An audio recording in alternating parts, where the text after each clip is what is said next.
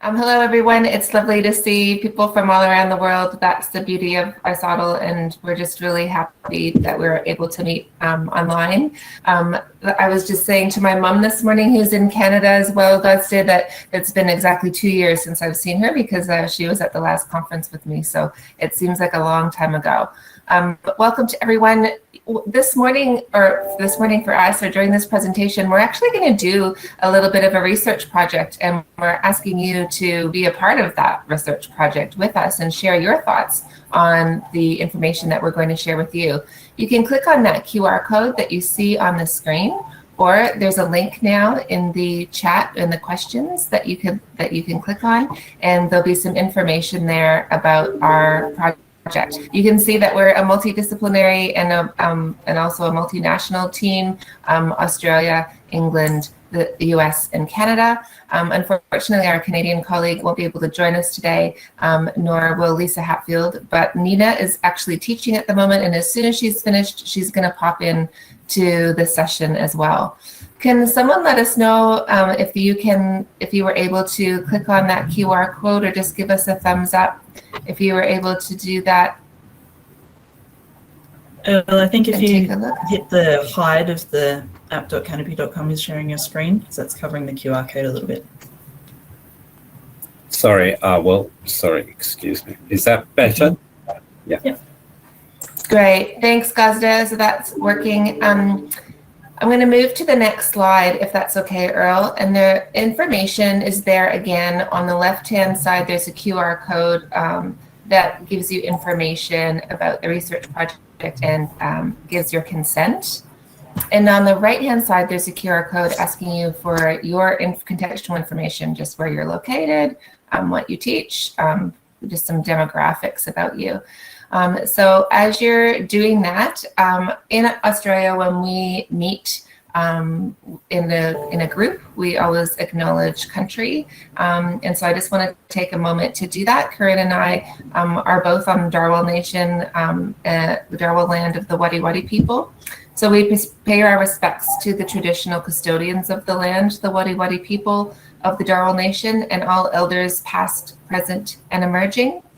We respect the land and the animals and the waterways, from the roots of the earth to the tops of the trees. Thank you for letting us learn and grow on this land, and we will try our best to protect it. We understand that if we look after country, that country will look after us. So today, if you have a moment on your way home or just going outside, just to take a look around and just say a thank you for the wonderful place that you have, where you're grounded and you come to the conference today. So of course, you're more than welcome not to do these Qualtrics and not be a part of this little bit of research today. And if that's what you choose, that's completely fine. Corinne can see who's said yes and who's have not answered, and we can put people into a separate breakout room if that's what we need to do. But we'd really love to hear your input. That would be really great. Next slide, please. Okay, so this is my slide. Thank you, Michelle, Corinne. It's wonderful to speak with all of you. And as Michelle said, we all come from different parts of the world. So I'm currently here in the UK. It's just approaching nighttime. So wherever you are in the world, a very warm welcome to our talk tonight.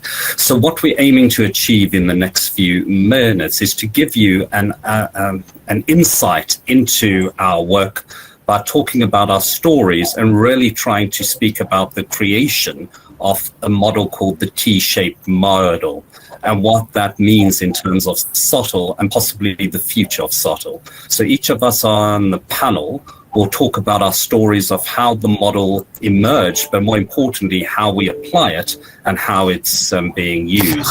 Then we will break you up, our valued audience guests, into breakout rooms where we'll explore how you may wish to use the model or consider aspects from our model in your work. Then we will regroup and look at the common themes that potentially emerge. And then we'll feed back and talk about the next steps. I'll hand back to Michelle now to take you through the planning and the growth of our T-shaped model. Thanks, Cyril. So when we're talking about T-shape, we're not talking about a cup of tea. We're talking actually about the letter T, and just a bit of a visual here for you, and how in this picture many T's are holding up the structure. And we got together through the International Collaborative Writing Group program that's offered through ISSOTL, and we would recommend that to any of you who are interested in meeting some fantastic people who have interests the same as you. And we were able to meet a couple of days before the conference in Georgia, and we're talking about how we use our positions in our universities to influence students' learning, and what does that look like in today's time. And to be honest with you, after a bunch of conversation and cups of coffee and excitement, later on in the evening, Earl and I had gotten together in the lobby of the hotel, and we were talking, and I started drawing this picture of this idea of the T-shaped learner that we were talking about at the university where I work. And so Earl said, T-shape, what's that? So if you turn to the next slide, I'll talk to you a little bit about that T-shape and what that means. So if you have been involved in SoTL for a while, you'll know that there is a long history of maybe some ambiguity around the kind of research that we do versus other research that's done in higher education institutions. And these differences have been depicted in many different ways. Some of them are here on the screen, and you can find these in our paper as well. So for instance, O'Meara et al. Talk about professional development and effective teaching on one hand, and research grants and empirical data on the other, and SoTL is where the two meet. Zhu talks about there being a hard science and a soft science, and that SoTL is the soft science and the other sciences are the hard sciences. Taylor and Dawson talk about the three disciplinary research, educational research, scholarly teaching, and where they all meet is where SoTL happens. And often in institutions, you'll see that there are people who do SoTL and people who do other types of research, and they're kind of parallel to each other, and very rarely do those ever cross. And I believe, we've come to believe that there is maybe another way to look at this that maybe will turn the shape of how we think about SoTL around a little bit from these kinds of suggestions to others. The T-shaped student, originally the idea of T-shaped came from Guest in 1991. He coined the term a T-shaped person, which meant a combination of academic and non-academic skills in individuals from diverse cultural and academic backgrounds. So a way to think about it is there's a depth of learning in your discipline, which is the vertical up and down, right? A deep learning about a discipline. And then there's cross domain skills that go across the T in the horizontal position. Things like being a global citizen, being graduate ready, employability ready, communication skills, being able to collaborate, being able to work as a team, knowing how to problem solve, knowing how to critical think. And so the idea here was that it's important for universities to start thinking about not just the depth of learning in a discipline, but also how to create these global citizens that are ready to take on the world when they come out of university. And that then brought us to the image that you can now see on your screen, which is a graphic of what Michelle has just explained. So if we picture or think about the T shape, we think about the vertical hole, we think about the knowledge, the skills, the research side, and balanced on top of that is what we would term the lifelong skills. How do we think about those skills that are critical for lifelong learning, but more importantly, that develops the whole? So things like critical skills of thinking, skills of solving issues, of becoming a global person in the full sense, of being part of a team, and those critical skills of ensuring that a team works and works as well. But for us, it was really, what is the role of SoTL and how does SoTL sit on top of this or is part of it? So we wanted to depict SoTL as a thread, a ribbon that wraps its way around the entire T. So that center part that says SoTL is actually a ball of yarn with the threads that have woven their way around the vertical on the top and bar. And we're saying that SoTL is not just the outcome of the skill set, but really SoTL goes past that and binds together the entire person after they have left the class of learning. So it's really about how we draw upon those external factors that have such an important and pivotal role in shaping futures. So that is our graphic of what the T-shape is. And the next few slides now will talk about stories. So I'll start and just talk about how I have used that T-shape model in terms of my own learning. So as you can see again, I am based in the UK and I work at a university that tries to encourage access to higher learning. So we have a lot of students who come from disadvantaged homes. And our focus at this point is making sure that the graduate is ready for work. So we have brought in a new set of skills called mental wealth. And we're speaking about a concept called futures or futures 4.0. And what does that mean? Well, the jobs of the future that our graduates should be applying for have yet to be thought of at this some point. So what skills do we need our graduates to own in order to be ready to engage in the future workforce?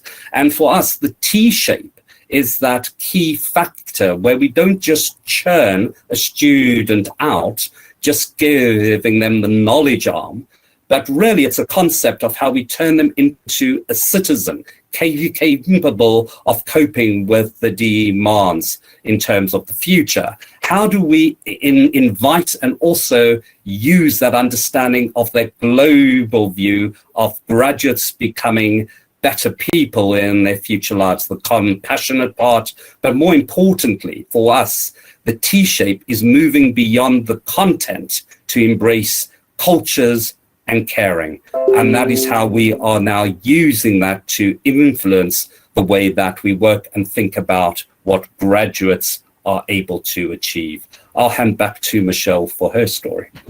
Thanks, Earl. I'm at the University of Wollongong, about an hour south of Sydney, and I teach primary school teachers how to teach, is what my kids would say. And I've always believed in the idea of preparing teachers to be the best teachers that they can be for society. And the time that we were working on this was before COVID, obviously, when we first started. But I can't tell you how useful it's been to think in the way of T-shaped during this time of COVID. And so for me, things like preparing students to be global citizens, building community partnerships to make things more accessible and make authentic for them has always been important to me. The idea of critical reflection, by students of themselves and by ourselves as academics, and being able to critically reflect on our practices in that space has been very interesting since COVID. But I think most important is this idea of compassion. And for the most part, I'm hoping that you would agree that we've seen our students in a different light than we ever have before. We probably know some of our students better than we have before because of everything that we've been through together in a pandemic. And it's let us see our students in a bit of a different light. And moving forward, I'd be really interested in seeing that continue and those relationships continue with students, so that we're teaching them how to interact with one another and work together, as well as about the discipline that we're teaching them. So that's my story. Corinne, it's been far too long. You've been sitting too quiet there. It's your turn. Lovely. Thank you so much. So I'm same context as Michelle, working at University of Wollongong in the teacher education space, working with these pre-service teachers. And I kind of wanted to zoom in on one aspect of the horizontal bar that I've been helping to develop in these students, and really thinking about the critical thinking aspect. So to develop our students' critical thinking skills, along with Michelle, we've co-developed a 2-part critical reflection task in one of our subjects that really helps students to develop a theoretical understanding of their chosen aspect of teaching, while also making connections to practice and understanding how those things interweave. So in the first part of the assessment task, the students choose an aspect or a disposition of quality teachers. Might be something like technology use, rapport with students, content knowledge, a whole range of different options. And in that first part, they talk about it in terms of theory and policy. And then for part B, they add to their critical reflection with relevant experience. And so before COVID, that was actually being in local schools. During COVID, when we had lockdowns and weren't able to be in schools, we used video recordings instead to have a sort of by proxy experience in schools. And we wanted the students to really engage with that experience, but also to explain how their view of that chosen topic has developed over the course of the semester. And the due dates for the tasks were set so that the students receive their feedback on part A before they submit part B. And we were really interested in how their understanding really deepened as they explored the topic further. And that was one of the ways that we have been exploring how we can develop that horizontal bar for our students. And if we go to the next one. So our colleague May is unable to join us this morning, but still was able to share her story. Her context in Canada is looking at cell and molecular biology and at the University of Calgary. And she finds that the T-shaped model really permeates all aspects of her job, but in varying degrees. So it's really had an impact on her teaching, particularly in one course where they are talking about scientific literacy being firmly grounded in basic concepts and underlying principles, and really developing that deeply. And she has the students work in groups to complete assignments to discover patterns and uncover connections between and among the topics that have already been covered and those that are yet to come, and looks at how she can be fostering transparency and mutual trust through reflections and working together, agency and autonomy. Really, how can we be supporting the students and scaffolding them to develop in these ways? And so these weekly reflections and major writing assignments help her to get to know the students as whole people, where they're facing challenges in other courses, they're juggling extracurricular activities, they have lives, they're actually full human beings outside of the classroom. And so trying to find ways to develop not only their discipline mastery, but also acquiring the skills and attitudes that prepare them for life beyond the classroom, which is that horizontal bar again. Thanks, Corinne. And then we had Lisa, again, who is unfortunately unable to join us today, but some of her points there around inclusion and equity, critical theory as a teaching foundation, student affairs and academic affairs background, and valuing everyone's stories were some of the points that she was going to bring up in her discussion today. And like we said, unfortunately, she can't come. I think the important thing that we like to get across here is we see then SoTL being that thread between all of these things that we're doing across the top of the T, as well as what we're doing academic and discipline-wise, joining all of those things together. So it's not about a competition between what's hard and what's soft science, or what's more important than the other. They're very different. We can have research that's done in a disciplinary fashion, and only focusing on that horizontal, on the vertical part of the T. And SoTL is the ribbon that brings those pieces together. So that's the kind of different way of looking at SoTL. So now our friend Nina, I think we're like 1 minute too early for Nina. So I don't really want to skip her, but maybe we'll come back when she pops on. Does that sound okay, Earl, if we come back? When Perfect. So should I go straight on to our breakout rooms? Yeah, that would be great. So and just before you do that, Earl, I can see that there are some of the consent form in progress. Right. So if you haven't yet submitted that then it'd be great if you can take a moment to do that, just so that we know what we're able to collect in terms of data right now. Perfect.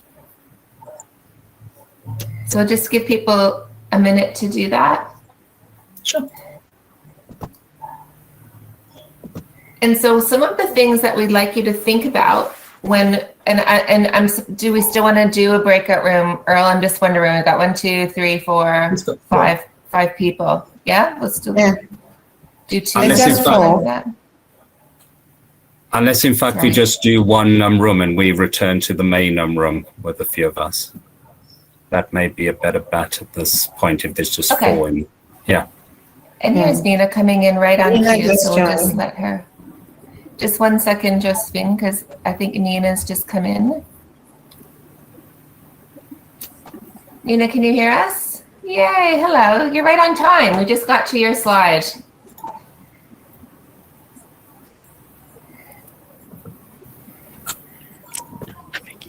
She can't hear.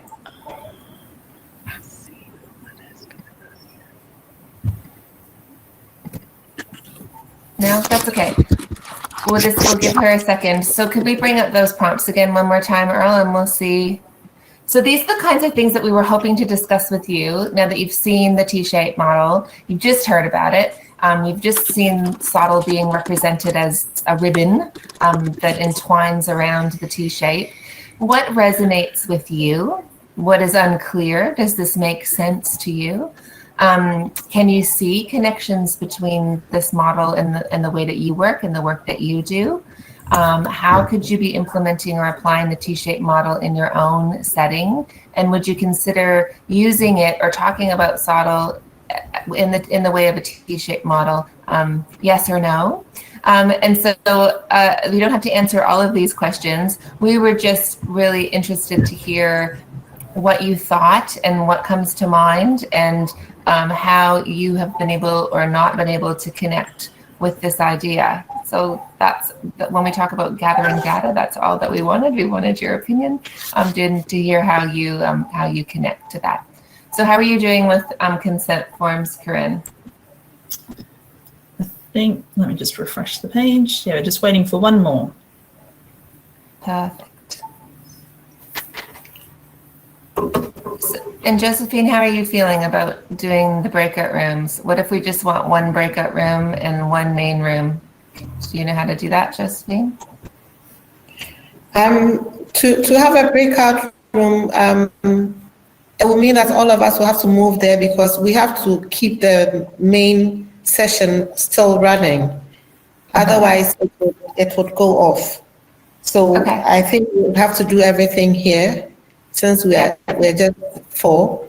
So we may have to still just keep this main session that we have. Okay, so we won't do breakout rooms. Is that okay? Yeah. Corinne and Earl? Okay. That's fine. Yeah. Okay. And here comes. There's Gusta. She's ready. She's got things to say. Nina, can you hear us now? Nina, can you talk, Nina? That's a great question. Yes, we can hear you. Yep. if you can, we just pull up your story. Do you mind, Nina? Thank you for coming right after your class. You're so lovely. Would you mind just sharing? Oh. Well, now we can't hear you. I think that you've managed to mute yourself, Nina. Okay, there we go. Yes, go ahead. I just have to keep breathing, right? We just have to continue to breathe, right? That's right. Right. So I will tell my story about communities of practice. And, my kind of what I envisioned all of this fitting into the T-shape model. Really, where we have at my institution, we worked really hard on kind of creating and developing communities of practice, and that is in the classroom. So creating a very group course, like group teamwork and the skill sets necessary to do group work and to be able to do collaborative learning in like constructing knowledge as a group, as a community, right? But we've also expanded that out towards peer mentoring and towards even SoTL studies themselves that we are trying to collaborate with in creating research studies amongst colleagues and really focusing on kind of a very holistic, okay, what are we looking at? What kind of aspects do we need? What are the skills necessary for students to develop, to grow into competent human beings in how they want to, right? So very student-centered, very learner-centered, but also constructivist in the sense of constructing knowledge in a group, in a community, right? And the idea there is to always use that to foster students and peers, right, sense of using evidence-based, right? So we use evidence to be able to make changes and to make larger changes. But that can only happen if we have a sense of agency within a collective, not just an individual, right? So again, going back to those communities of practice and both on the student level and on the faculty level and trying to do cross as well, among myself and across very mentoring isn't a model of education, of teaching that's also not just like the sage that's teaching the person that's lower kind of thing of like the person who knows less, but actually peer and cross, like that we mutual mentoring that we can learn from each other. So, Great, fantastic. So how about we pull up those questions again, Earl? Gazda, you left for a minute and I thought, oh no, there she goes, and she's back. And what I might say is, so my whole family's asleep and I have a headset on, so if somebody else wants to record, that would be really lovely, one of my colleagues or two of them, so we have this on recording, that would be great. Would love to hear, like, turn on your cameras. We're just a small group. Mitchell, Christina, it would be great to see you. Your thoughts, what do you think? We'd love to hear and I know, Gazda, you're ready to go, so take it away. Okay, hi, thank you so much for this very informative introduction to the T-shaped model. I'm relatively new to SoTL in general, although I have been interested in learning and teaching, specifically in the context of language teaching. That's what I do at the University of Toronto. I teach Turkish. I'm a linguist and I work on the acquisition of Turkish as a foreign language, the learning, and also now the teaching aspect of it. So I have been thinking about how the T-shaped model, and if the T-shaped model can be applied to language learning and teaching in particular. And at first, I think it was a little bit difficult because of the nature of learning and teaching a language in a language class. But then I believe that it is possible because if we think about the skills of that we call the 4 skills in foreign language teaching: speaking, listening, reading, and writing. They constitute the vertical part of the T-shape. And we also have the horizontal skills that we try to give to our students, which is communication across different cultures, knowledge about Turkish culture, anything that goes with the current states of affairs, some history, the cuisine, everything is everything related to the language is there. And also we have a very diverse student body, of course, at the University of Toronto. So they also learn and already speak several other foreign languages. So the grammatical knowledge, the knowledge of the linguistic rules, meta knowledge about languages, I believe, is also another skill that they can apply to other aspects of their life, at least to learning other languages. So I really very much like this idea of the transferable skills and the horizontal skills. So yeah, I will definitely keep thinking about this. So thank you very much for this really very interesting. Thanks, Gazda. I was wondering, you say that you're fairly new to SoTL space. Have you been, have you started doing any kind of research in this area? Just recently, very recently, yeah. Since I also started working at U of T in 2020 I started with virtual. It was, my situation was a bit weird. I was based in Ottawa and I taught remotely for my first year. So it is just now that I'm meeting all my colleagues and my students in person, now that we're back to in-person learning. Yes, it's fascinating for me. Thank you. Welcome. I'm Thank glad you. that you found this conference as well. Because Oh, it's, absolutely. yeah, it's a really great place to be, and it'll be really good when we can be face to face again. It's one Absolutely. of those, yeah. And really interesting what you said about language teaching. And then when we flip that the other way around too, Gazda, I think it will be interesting from an ESL perspective or an EALD Absolutely, perspective yes. when we're looking at teaching English as a second language and what does that look like. Fantastic. Christina, what do you do at your institution? Christina has said that she's just trying to put a baby down for a nap, so I'm not sure if she'll be Oh, able perfect. to. I didn't see that. Mitchell came back. Mitchell?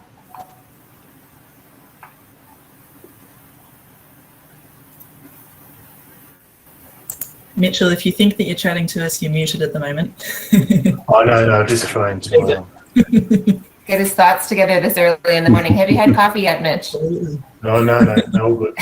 No, I just jumped in. Yeah, you go on. I've been thinking about it, been working a lot with pathways enabling, so preparing students for university. So certainly I like the idea of that T-shaped model because it's about getting students, those sort of, as we talk about, those cross skills and domains around things like critical thinking and but then also giving them the sort of the discipline-based skills, the depth of knowledge to bring them up, to bring them into a point where they're ready for university. My goodness, I can't even string a sentence together. But I mean, I certainly can identify with that. The other thing I'm in the area of too is working in academic development, so actually developing staff. And so it's about, particularly in terms of, we're trying to get a culture of scholarship, teaching scholarship. So, we've got many. I think university, we're often here because we're discipline specialists. We're not necessarily, it doesn't mean we're not great teachers, but a lot of people necessarily don't come with a background in teaching. My background is teaching, so I know all the good terms. So how do you sort of thinking about a broad range of skills in terms of teaching, particularly teaching online, but also depth of knowledge around the theories of learning and theory frameworks and things like that. So certainly, it certainly does resonate with me, and I can certainly see good opportunities for us to use it, as I said, for both our students and our staff. Mitchell, you've been in this game for a long time, and you've seen this idea of kind of, that there's hard research and soft research, or that there's research and then there's SoTL research.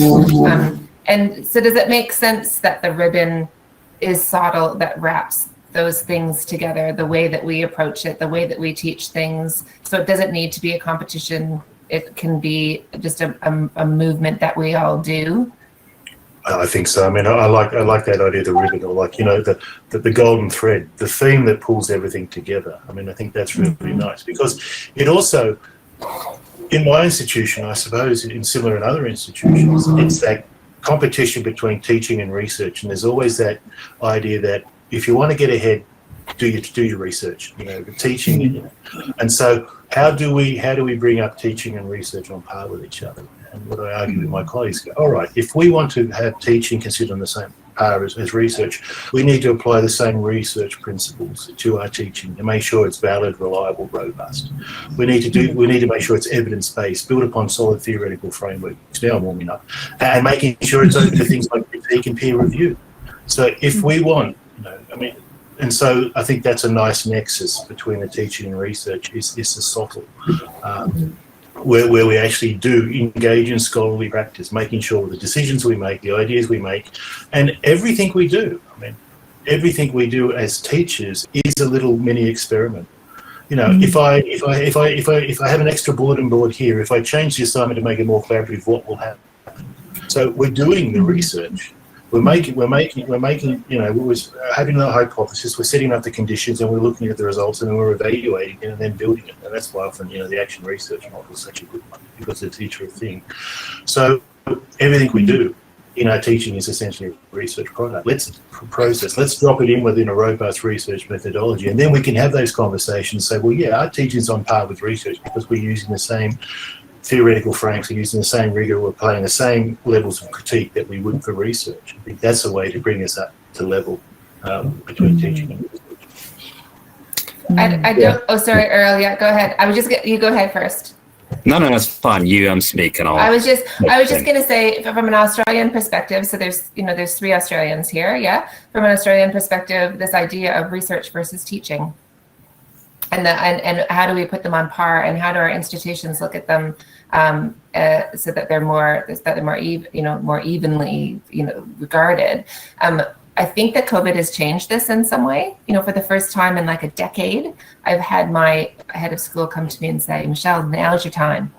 Teaching is your thing. Now's your time. This is when it's counting. This is when it's going to matter. This is what's going to change. And I hope that us as SoTLers don't lose that kind of wave that we're riding at the moment, and that we just don't go back to kind of our old ways of doing things. That it's important to have bums in seats. It's important to build connections with your students, and the way that we engage your students through SoTL is more important than it's ever been. That's how I feel that it's happening in Australia. What about in your context, Godstead? Like, I know you said that everything you're doing is online. Do you feel that pressure about research publishing versus teaching in your line of work? And she's just gone. Sorry. Yeah, can you hear me now? Yeah. I am actually an assistant professor in the teaching stream. So the university now has this different titles, tenure track versus teaching stream. But in the teaching stream, we're also very much encouraged to continue with our research, not only discipline-specific research, but also pedagogical research, and SoTL, of course, comes with that. So, with that, because of my teaching and my research interests are so much in parallel. Really, my students are already my so to speak, subject participants. I actually do this after I finish a course. I get my, ethics review and ask for my students' consent if whether I can use their own both linguistic productions and materials and other measures. And I will also be talking about this in a bit, a few days later during the conference. So. So, I don't see that. It's not possible to really separate teaching from research at higher education. That's my opinion. Earl, you were going to say something before I cut you off. Sorry. I just wanted to say that in our thinking about the TM shape, we also spoke about little t's, the small t. So that could be the person ourselves who are engaged in SoTL, and the challenge and battles we have with ourselves to be recognized or put forward. But it's really about how possibly little t's mold up and become a larger t. And I was interested in the first person that spoke about the language issue. And language, I think, in SoTL is critical, because I don't teach language, but what I do, I'm mindful of the language I use in feeding back, or the language that I use for assessment, or how students react and respond to certain words and cues. So I think if we look at that thread, and that golden thread, which I really like now, it's really taking a theme, for example, language as a set theme, and thinking about the role of SoTL in weaving that theme through the main core and then the top bar as well. So I just wanted to add that idea about multiple T's forming a larger T. Mm. And then we've also talked. Oh, sorry. Go ahead. Sure.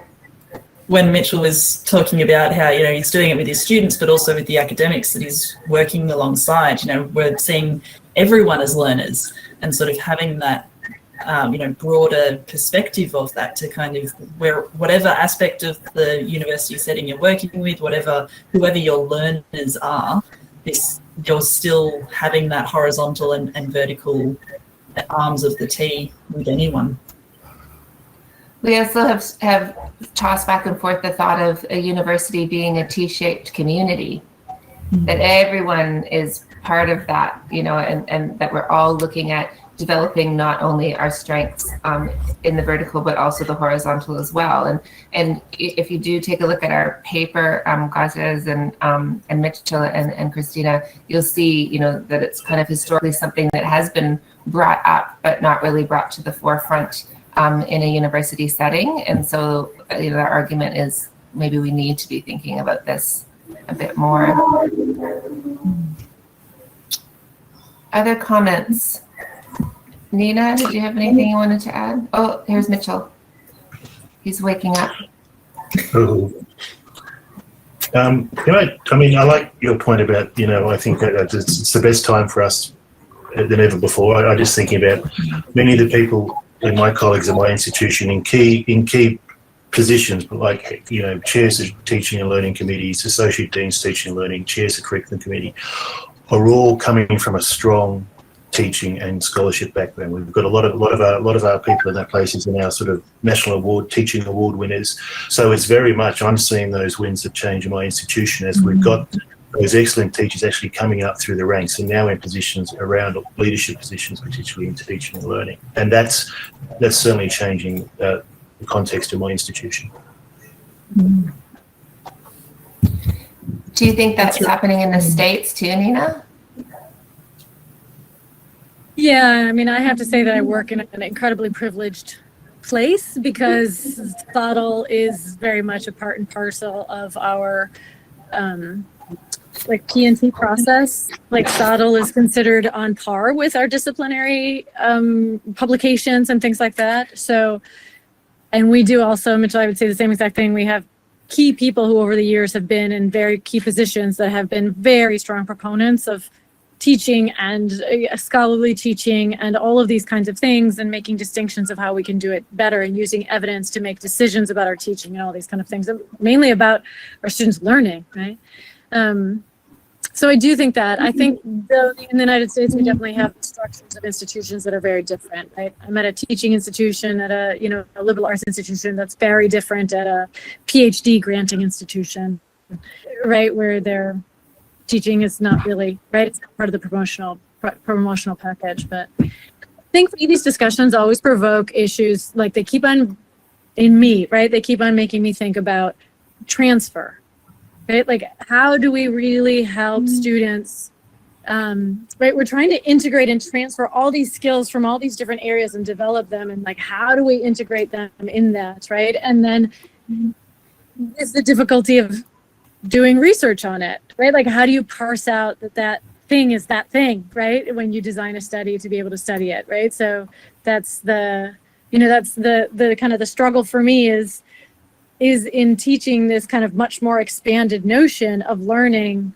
How do we parse out and how do we access or how do we measure what students in what realms are they learning and how, right? That becomes more difficult if we're trying to apply the models of research, right? Models of research are kind of what are control variables, what are not control, right? You know, those kinds of things, still a very social science and science model, right? So I think that we also have to continue. I mean, there are lots of people in ISSOTL who have been saying it, right? That we need to use our disciplinary expertise to be able to do SoTL studies, right? In effective ways. But I think that's exactly, Mitchell, what you were saying before about, you know, when it's seen in competition, teaching versus research, well, bring those research skills over to your teaching. And Gosra, I know you were saying that you really see that link and that you have to do them together. I think that's really what SoTL is all about. We've got to do this together, and you have to take that approach to teaching while allowing teaching to be its thing and not forcing it to be like very, controlled experimental design. You want to allow it to have that kind of free flowing and flexibility within it, but that action research, for instance, gives a great opportunity for that. And I think it can sometimes be challenging. For example, I mean, working with my science colleagues who are very much into sort of like the quantitative research. And I've got one colleague, and sort of helping them actually with the writing if they want to produce material for educational journals and stuff. Because one colleague, science teacher, used to very sort of concise papers. She describes educational journals and articles as a bit waffly. So I've been working with colleagues to help with the waffle. But also, this lovely story was great chemistry lecturer, brilliant teacher. She sort of bailed out one of my education colleagues and says, "This is what I do," and sort of described this whole process. And she said, "Now, what's the label for that?" And so, you obviously you're taking a social constructivist approach with, working in students' zone of proximal development. So I think it's a role for people with a strong education background to be the mediator and do the conversation and translate what they're doing into something that is, showing the people they are theoretical underpinnings. So I think that's positive.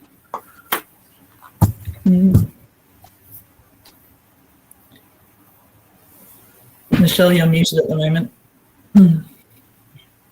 I was just going to say, as an education developer, that's something that you get to do every day, Mitchell. Bring academics to realization what it is that they're actually doing that's SoTL based. I think there's still a misunderstanding or a miscommunication about what SoTL actually is for many, and it's just about bringing that awareness. I think it's positive. I mean, 20 years ago at my institution, if you mention the word pedagogy, there are, to a non-education person, the eyes would roll up into the back of their head. It's like, oh dear God, what have you done to me? Now it's part of that conversation. Now it's part of that conversation so much that I'm sort of trying to get colleagues to, okay, let's differentiate. There's pedagogy, there's also andragogy and pedagogy. To say that at 5 o'clock in the morning in Australia. Letting them know that there's now final, they've got the pedagogy bit. Now let's actually talk about, let's talk about self-determined learning. Let's talk about self-regulated learning. Let's talk about the finer principles of learning now that you've got the P word. Let's talk about the other words as well, and how to refine your practice based upon that. But you actually raise a really important point there, because I think SoTL allows us to share and to work with and learn with and from others. I mean, I actually work mainly in the field of sports sciences, but my major work is actually borrowed from the arts, and sharing of best practice in other fields of study has allowed me to not only improve my practices, but to flourish in so doing. So those threads of SoTL, because of the multiple arms and the multiple ways in which it can bind itself or bind us together in a positive way, means that SoTL allows us to work as one. And I see the T as a complete project in terms of all of us in separate fields of study, but ultimately sharing the best practice to enhance or to engage and enrich the practice that we're involved with. Yeah, really good point, Earl. Maybe we'll just pull up the next slide there, if that's all right. So the idea was that we were going to come back and hear what all the groups had to say, but I think even though we were a small group, it was highly interesting, and some really great points were raised. And I really hope that we do get to be face-to-face next year, and Guzdes and Mitchell, we could have lunch together, and maybe Christina's baby will be a bit older and she'll be able to join us as well. So what we'd like to do is be able to take this recording and take a look at it and analyze it and have some thoughts, and if it's okay with you, come back to you with some further questions if we have them. And our next steps, Earl, what would you like to say about our next steps? So our next steps is really to take your views to start applying the T-shaped model and looking at how it is applied or how it could actually be applied. And we would love to hear the stories of multiple ways in which it's being applied or the potential for actually applying it. So what we are hoping to do is utilize this time to day to actually have a few findings, as Michelle has said, that we're going to go through the tapes of this and recordings and extract the key themes. But then we came together as a writing group in 2019. Our first paper was really about setting the scene for the T shape. Our next part of the work is applying it and looking at the metrics that we could use to make sense of it in in practice. And then through that, we're hoping to ask different types of questions. So we would love you all to be part of our journey. And if you do manage to speak to others about this model, if you wouldn't mind staying in touch so that we can look at how this potential model is or could actually be used. So to stay in touch, I'll come back to the slide. That's our mail addresses and our Twitter handles as well. So do post anything that you found of value or anything you're finding of value in your own work. Please feel free to tweet on that or to mail us. We would love to hear about your stories and journeys as we move forward and engage with the next step. Michelle, panel, anything to add? Yeah, maybe we'll go around the circle. I was just going to say, if you're listening to this as a recording, please feel free to reach out as well. Answer the consent form and shoot one of us an email. We'd really love to hear from you. Nina, do you have any last words? No, it's all great. I'm looking forward to it. Dr. Green. Yeah, thank you so much for sharing what you have shared and for chatting with us, and really looking forward to seeing how what we've dreamt up with this SoTL model can be applied for ourselves and beyond it as well. Augusta, it's so nice for you to join us and really nice to meet you. Mitchell, so glad that you got to meet some of my other friends, and thanks for getting up so early in the morning. Christina, I hope that your baby has had a good nap, and we just want to thank our coordinator of this as well, Josephine. Thanks for being our moderator. There's a few of us on this panel that are part of the ISSOTL Advocacy Committee, and we'd love to see you join us if advocacy in SoTL is something that you're interested in. We're a great group of lively folk that get together once every 6 weeks for an hour, and we'd love to see you there. So thank you so much again, and a round of applause to everyone, and have a wonderful rest of the conference, and look forward to seeing you face to face next year. Thank you.